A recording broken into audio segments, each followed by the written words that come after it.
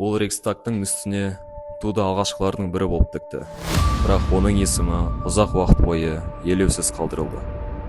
Германия, 30 сәуір 1945 жыл. Рейхстаг, КСРО туы. Ал осы сәтте бір қазақ жауынгері тарих бетіне өз атын жазды.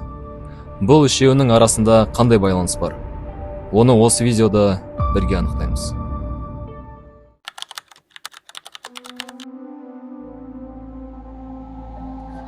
Рахымжан Қошқарбаев, қазақ халқының мақтанышы, Ұлы Отан соғысының қаһарманы және Рейхстагқа жеңіс туын тіккен жауынгер. Оның балалық шағы қиын өтті. Ол ата-анасынан ерте айырылды. 4 жасында болғанда оның анасы дүниеден кетті. Ал әкесі болса, жалған саяси жаламен сотталып, ГУЛАГ лагеріне түсті. Оның естелігінде ол отбасына өте сезімтал болған және өмірі мен тағдырына жауапкершілігі ерекше бейнеленген.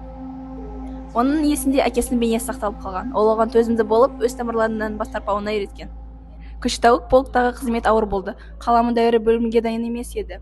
Казарма, асхана, штаб үйлері үшін үйлер жетіспеген. Ол шешесінің өміріне белсенді қатысып, партия мүшесінің кандидаты болып қабылданды. Қошқарбаевтың өміріне әсер еткен бірнеше адам болды. Олардың ішінде оны шабыттандырған әскери мұғалімдер мен оның қатарластары болған. Әскери ұстаздардың бірі Атамқұл Шындалиев. Ол Қошқарбаевты ең алғашқы әскери ұстазы және оны жауынгер ретінде қалыптасуына үлкен үлес қосқан.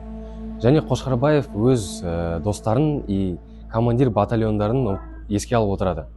Командир батальонының арасының ішінде Твердохлебті еске алып отырады.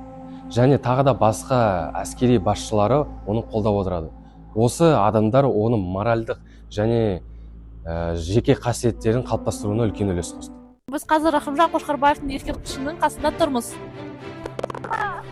Бұл ескерткіш оның отанға деген адалдығы, қаһармандығы және теңдессіз ерлігі ретінде орналастырылған. Рахымжан Қошқарбаев 1945 жылы Берлиндегі Рейхстаг ғимаратына жеңіс туын алғашқылардың бірі болып тіккен батыр. Бұл тарихи сәт фашизмді жеңудің белгісі болды. Правда, я лично сам никогда не думал, что останусь живым. Вот это оставшиеся 150 метров, мы к этому подошли к Рейхстагу. На всякий случай я разведу угол, нижний угол флага, написал номер нашего подразделения 674-й стрелковый полк и записали свою фамилию Улар Қошқарбаев. Енді сөзімді музейдегі сыныптастарымға берейін. Сіз Рахымжан Қошқарбаев туралы қандай қызықты ақпараттар білесіз?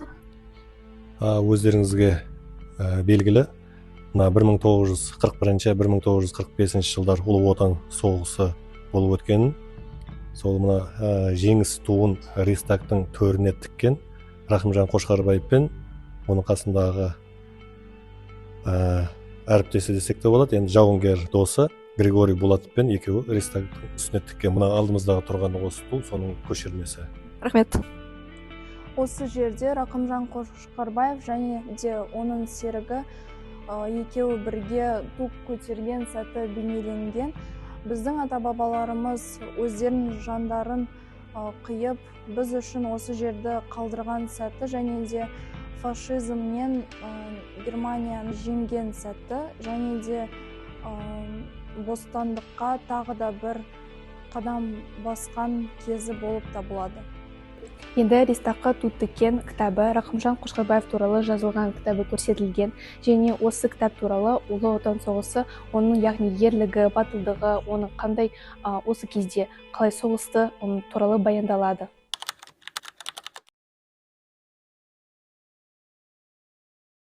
Отца я помню как человека очень веселого, очень жизнерадостного, очень эмпатичного, человека, который любил жизнь, любил своих друзей, любил свою семью. Вот примерно такие воспоминания. У меня было очень счастливое детство. Отец меня очень сильно любил, баловал. Быть дочерью героя, конечно, ответственно, прежде всего. Но я понимаю, что моя жизнь – это моя жизнь. Мне нужно ее прожить так, чтобы быть не только достойной, но и как бы самой понимать, что все, что со мной происходит, это прежде всего уже моя жизнь и мои какие-то, да, моя обязанность.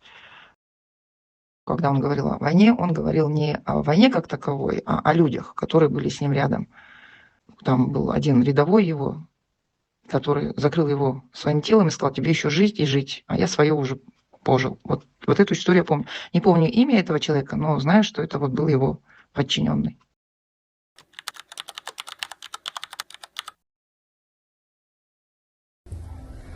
Соғыстың соңғы нүктесін ерлікпен қойғаны үшін Рахымжан Қошқарбаев марапатталды. Құттықтаймыз. Рахмет. Енді сөз сізге берді. Рахмет. Ал, қалайық? Осы күнге жеткен үшін мен қуаныштымын. Мен негізі марапат үшін емес, өз болашақ ұрпағым үшін соғыстым. Мені батыр деп танымаса да, бірақ ар ұятым өзімді мойындайды.